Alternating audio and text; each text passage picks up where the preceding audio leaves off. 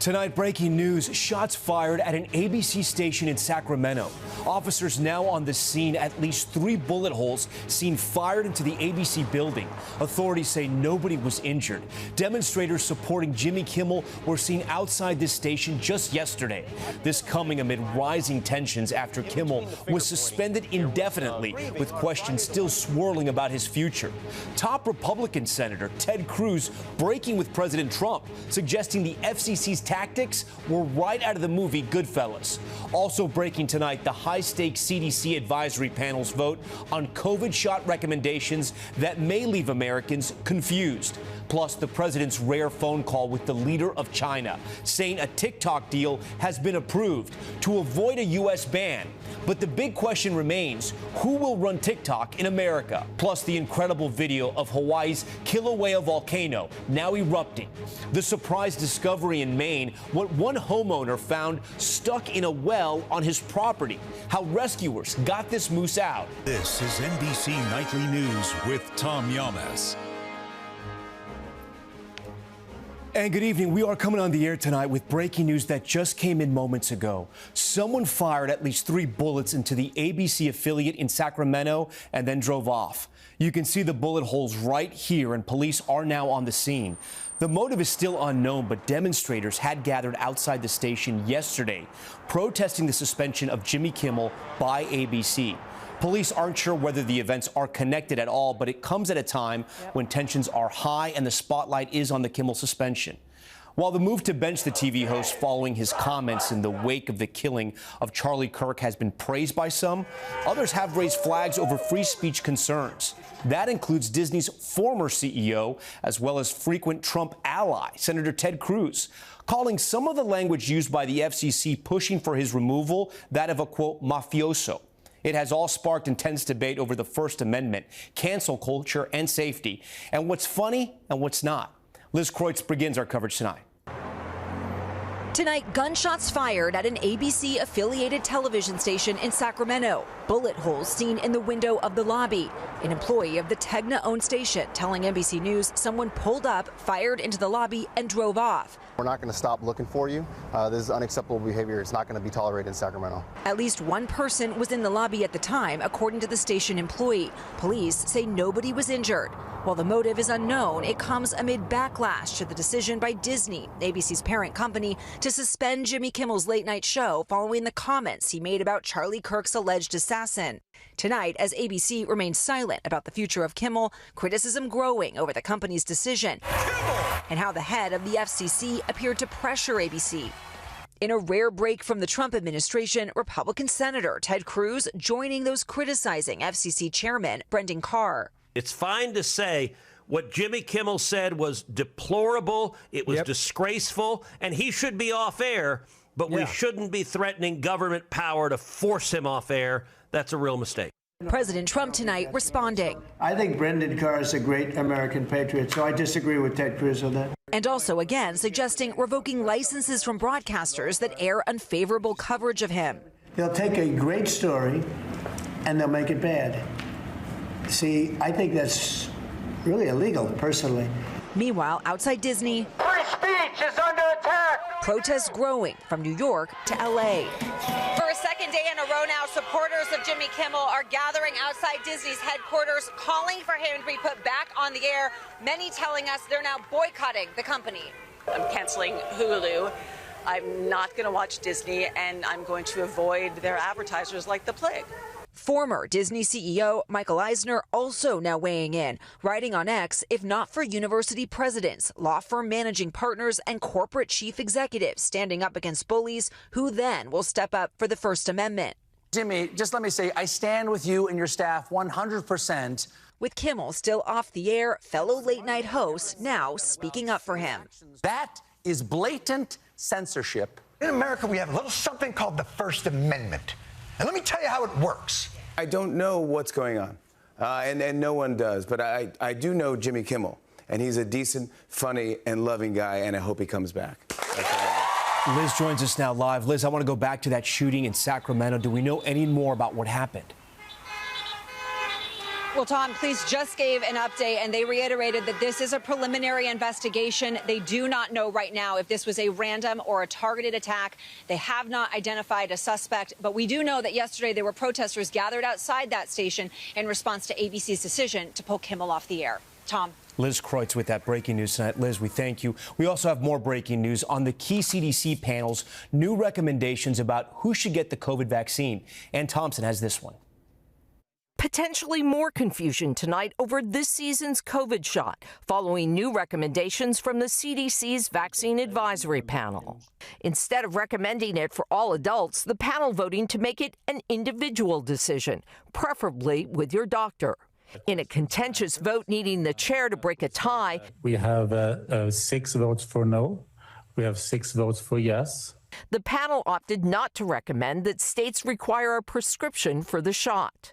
Both government providers and private insurers say they will continue to cover the COVID vaccines.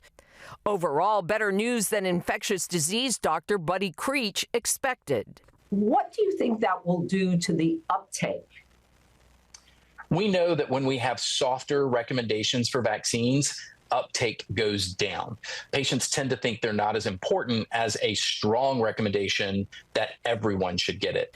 This panel was handpicked by longtime vaccine skeptic Health Secretary Robert F. Kennedy Jr., causing some states to break from the panel's recommendations, creating a hodgepodge of guidelines across the country. What it does do is make it very confusing for anybody in the general public to try and understand whether or not they should or shouldn't get a COVID vaccine. In a surprising move, the panel tabled proposed changes to the hepatitis B vaccine for newborns. Some members clearly frustrated over a lack of science and data about potential side effects, saying more discussion is still needed. And Ann joins us now live. And there's likely going to be a lot of confusion. What happens next with the COVID vaccine? So what we are waiting for now is for the acting CDC director to sign off on these recommendations, Tom, but the time frame is not clear. Once that approval comes, at least one major pharmacy chain, CVS, says people will be able to make appointments online and walk in to get the shots at its pharmacies and clinics. Tom? Okay, Ann Thompson for us, and we thank you. Tonight, President Trump in a rare phone call with China's leader, saying afterwards China has now approved a preliminary deal for American investors to take over TikTok here in the U.S. Here's Kelly O'Donnell. Two of President Trump's keen interests, deal-making and social media, came together late today as he described his 2-hour phone call with China's President Xi. We have a very good relationship, but the TikTok deal is well on its way. That long-anticipated deal is intended to avert a looming ban of the popular TikTok app. Congress passed the restriction over national security concerns linked to the app's Chinese ownership. The president invoked assassinated conservative supporter Charlie Kirk for encouraging him to use the app. We got massive numbers of youth vote, and by the way, helped very much by Charlie Kirk. So Charlie was very much in favor of TikTok. Future American owners still unclear. But a different deal to fund the government is stalled on Capitol Hill. The president lashed out at Senate Democrats who opposed a short-term GOP spending bill, facing a deadline to avoid a government shutdown next week. We'll continue to talk to the Democrats, but I think you could very well end up with a closed country for a period of time. The president will attend a memorial for Charlie Kirk in Arizona Sunday. Federal authorities say they are tracking threats and warning law enforcement that violent extremists and lone offenders may see the memorial as an attractive target. Tom? Kelly O'Donnell at the White House for us. Also in Washington, we're learning more about what former President Biden's chief of staff just told House investigators, saying he witnessed Biden's memory getting worse in office. Here's Ryan Nobles. In testimony behind closed doors, former White House Chief of Staff Jeff Zients telling House investigators that President Biden changed while in office. And according to a source familiar with his testimony, Zients believed that after this disastrous debate performance, if we finally beat Medicare, it made sense for him to abandon his re-election bid. That source says Zients testified Biden's decision-making had slowed, needing 4 meetings before making decisions, requiring additional rest, often at the direction of First Lady Jill Biden, and that Biden's memory was getting worse, having trouble remembering names and dates. He thought that obviously the president wasn't in the same mental shape that he was at the beginning of his term. During his term, the White House insisted to the public that President Biden had no cognitive issues. And a source familiar with Zients' testimony said that he had full confidence Biden was up to the job. A spokesperson for Biden declined to comment. Republicans keep trying to focus on the past, and they keep focusing on President Biden and his health, while they're ripping away health care from 17 million Americans. Though in her new book, former Vice President Harris slams the handling of Biden's decision to run for re-election, writing, quote, "In retrospect, I think it was recklessness." But Harris facing criticism from Pennsylvania Governor Josh Shapiro. She's going to have to answer to how she was in the room and yet never said anything publicly. Harris also writes that President Biden called her right before her 2024 debate and accused her of bad-mouthing him to donors. She said the call rattled her. Tom? Ryan Nobles on the Hill. Ryan, we thank you. We turn now to the rise of political violence in this country. Among young people who spend a lot of time online, support for violent acts is now growing. Stephanie Gosk with our in-depth look. Soon after Luigi Mangione was accused of killing United Healthcare CEO Brian Thompson, the meme started, celebrating the cold-blooded murder, treating the alleged killer like a hero. He's become a symbol for this really enormous and radical and maybe unprecedented change in American culture. Anthropologist Max Horder works with the Network Contagion Research Institute, studying online threats. We're no longer so ashamed of this violence, but actually there's a large percentage of people that actually applaud it. In a survey of about 1,200 people conducted with Rutgers University, Horder found growing support for political violence among the younger, highly online, and ideologically left-aligned. According to their results, 56% of people who identify as left of center believe there could be some justification for killing President Donald Trump. Hauntingly, a few months before he was assassinated, Charlie Kirk posted about the survey results on X. Now, that doesn't necessarily mean that it's the left only which is supporting increased forms of political violence. It seems to be more that they're sort of catching up, that we're seeing a broader change in America where both sides are now radicalized. Online networks across the political spectrum fueling the growth of what he calls an assassination culture. Do you think in those spaces people are becoming desensitized to the enormity of murder as a crime? Absolutely, I do. Authorities say Kirk's accused killer, Tyler Robinson, spent a lot of time on Discord. So what is Discord? It's an online platform based around group chats. The categories are split into something called servers. They're either public or invite only. Once in, you can click on a group and join the chat. This is about travel tips in Paris, but people can be on here chatting about anything. Discord says it found no evidence that Robinson planned this incident or promoted violence on Discord.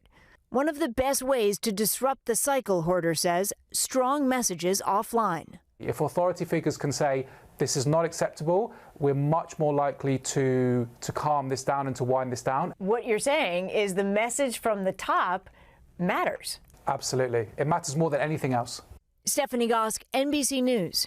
We're back in a moment with some developing news, a messy situation for travelers in Dallas, why some flights are being canceled or delayed, and a moose on the loose that got trapped down in this well, how it got there and how they got it out. That's next.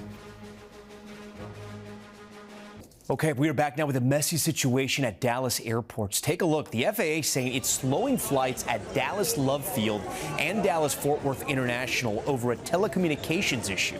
The agency says the issue is with equipment operated by a local telephone company. American Airlines, this is important here, says they will offer travel waivers to customers who are affected tonight.